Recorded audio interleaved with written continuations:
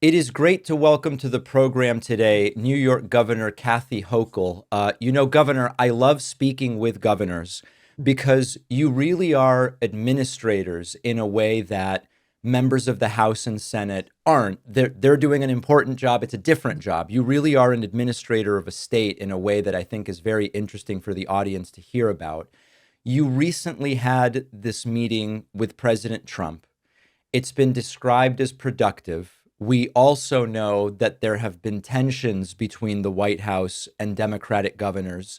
Can you characterize a little bit of what the feel is like when these meetings take place, when the context is one that seems quite hostile to us out in the public?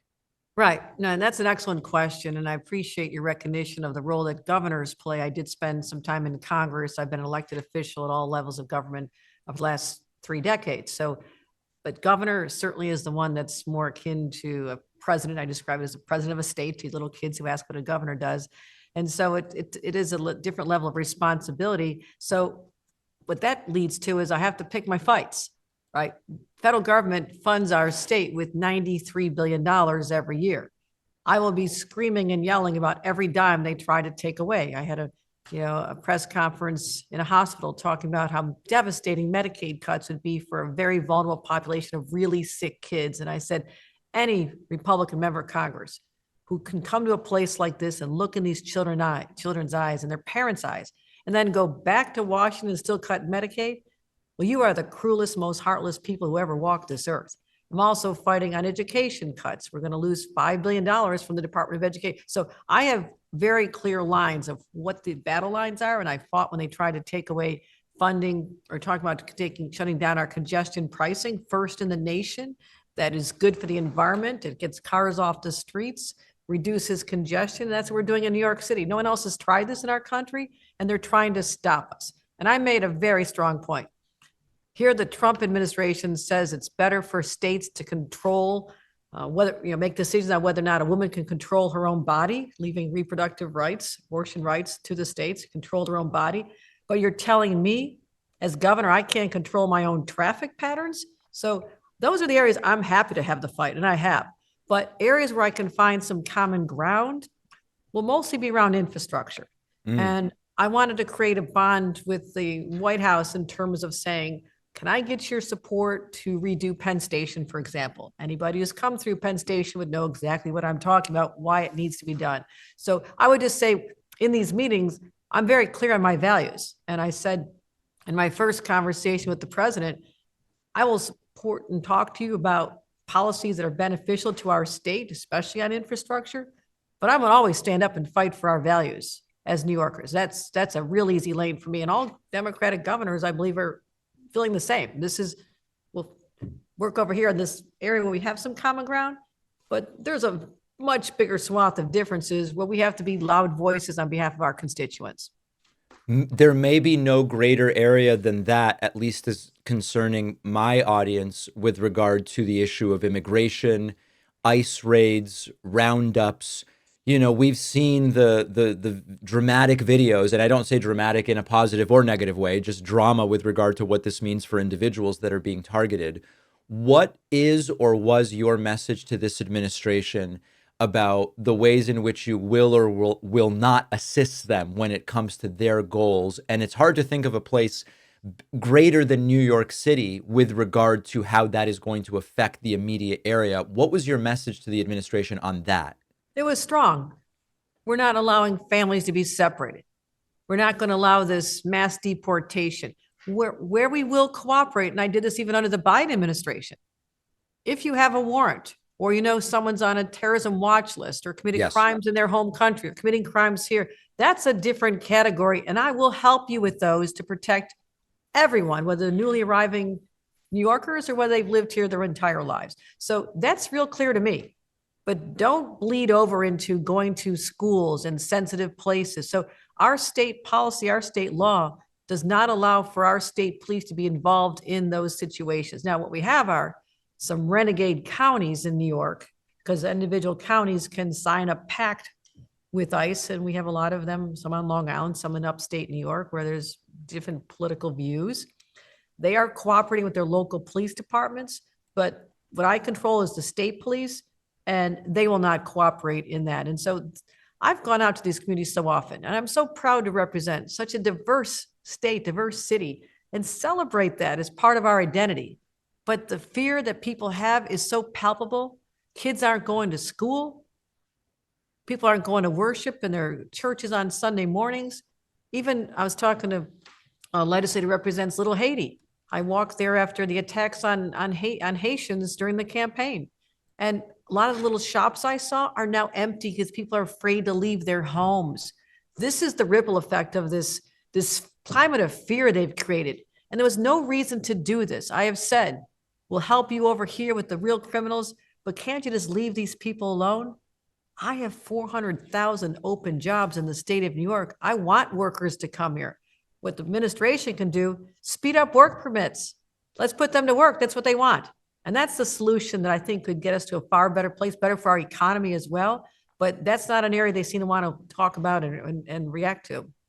So publicly, we saw that when Governor Mills from Maine pushed back, the president said, "I'll see you in court, and you're going to be out of a job soon," became extraordinarily adversarial and hostile.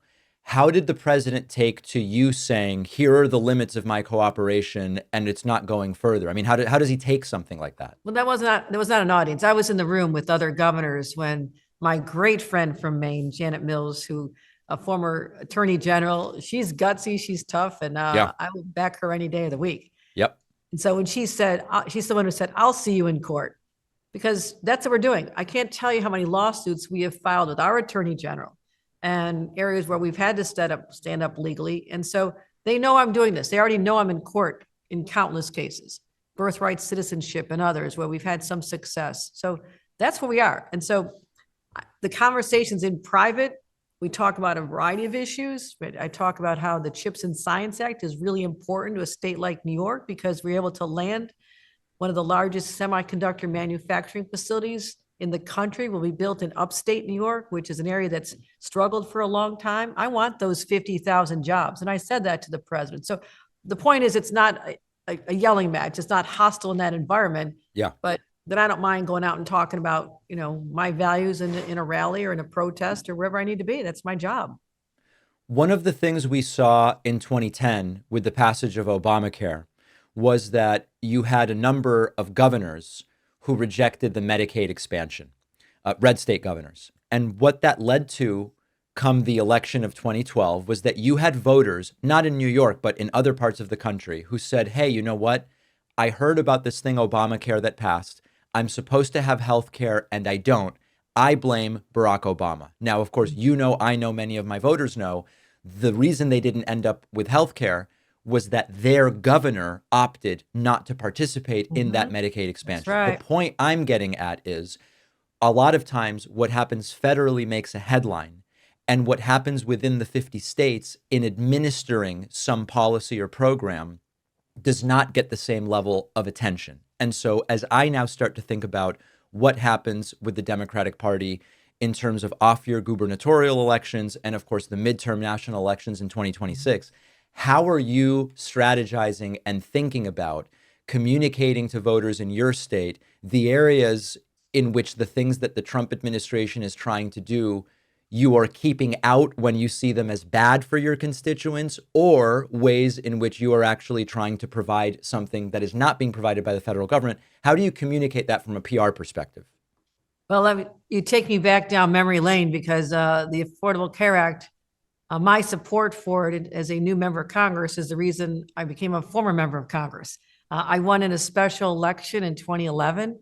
The whole nation was watching because no one expected a Democrat to win in the most Republican district in the state. This was Trump country before there was a Trump. Yeah. And I won because I went into the diners and the farms and the downtown areas and the VFWs and talked about how important Obamacare was for our struggling families and people with pre-existing conditions, and also that they were attacking Medicare at the time.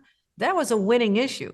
And I just localized that. I made that my campaign ads, and there was never a single speech I gave during that special election where I did not mention that this was a cut in Medicare to fund tax breaks for millionaires and billionaires.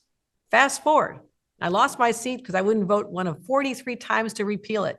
So I am steeled in the knowledge that you have to localize this message. Yes, we'll have campaign ads, the DCCC and others will be playing in the space next year. And last year, we worked so hard to deliver seats for Hakeem Jeffries. We won 5 out of 7 battleground congressional races that were up for grabs. And I made this my mission as governor. I lead the party as well here. And I raised money and I focused our attention. I went out to rallies. I hired 100 people. I opened 42 field offices that had never been opened before. I'm going to do the same again. I'm going to keep raising money into the state party. Anybody wants to help us, we're going to focus on making sure Hakeem Jeffries is the speaker. And how we can do that is they've been giving us so many issues to run on. I mean, I cannot imagine we're going to have trouble choosing what to hit them with because there's so much. Just today, eliminating the Department of Education. Like I said, all the kids who rely on Pell Grants, 500,000 kids in New York, that's their ticket out to sometimes poverty or tough circumstances to be able to go to college. Kids with disabilities, who doesn't know a child with disabilities, taking money from them? We're going to lose $5 billion from this. So the answer to the question is there's a lot to work with here. I'm constantly in communication with Democratic governors. I'm on the ballot. We have a lot of races on the ballot, and we can be the leaders of this message and have it go down to the level of Congress as well as any local races. So the question will be which issues we run on. And I can tell you right now, from my experience, it is touching Social Security, calling it a Ponzi scheme. That's going to hit people right here. Yeah. No matter what your party is, you do not touch Social Security. And I'm fascinated by the fact that they would actually bring that up because they should have learned lessons from the past, but clearly they didn't. Medicaid, Medicare, Social Security, bingo, but also affordability. We were promised lower prices on Inauguration Day. And instead, they've gone up dramatically because of inflation didn't go away. Now the stock market keeps tumbling, but tariffs, a state like New York, $50 billion of cross-border trade with our neighbors to the north. And now you're jeopardizing that. That's jobs. That's people's livelihoods. I think even in Republican areas, we're going to have an opening with Elise Stefanik becoming the UN ambassador. Northern New York, that's in play, in my opinion, now. Yeah. Because that area's been hit hard by the proposed tariffs and the instability that's created. And so, David, there's a lot to work with here. Governor, I know we only have a few minutes. I want to drill down on the tariffs a little bit because you talked about localizing. Do you have numbers for how the tariffs as proposed so far, how much that will cost New Yorkers? And maybe it depends on whether they're in New York City or in less urban parts, but can you put some numbers on that? We're looking at $2,000 to $3,000 per family, which is exactly the opposite of what people were promised. And I'm going to remind them that. And that is another area for Democratic governors like myself to show the contrast. Right. Because what am I doing in my budget negotiations that I'm doing as we speak? I have a plan to put $5,000 back in families' pockets between a middle-class tax cut, an inflation rebate, $1,000 for every child under the age of 4, $500 for older kids. And I'm picking up the cost of school lunches and breakfast, saving a family with even 2 kids, $3,200 right there. That's how we can draw the contrast. Republicans taking money out of your pockets, and we're the ones putting it back. That is going to be a winning message in 2026. I'm confident. Yeah. I was speaking with Congressman Raskin yesterday, and we sort of workshopped, they really have nothing to offer you as kind of a motto for the next few years. And it sounds like that's exactly what you're pointing out. Governor of New York, Kathy Hochul, thank you so much for your time. I really appreciate it. All right. Thank you.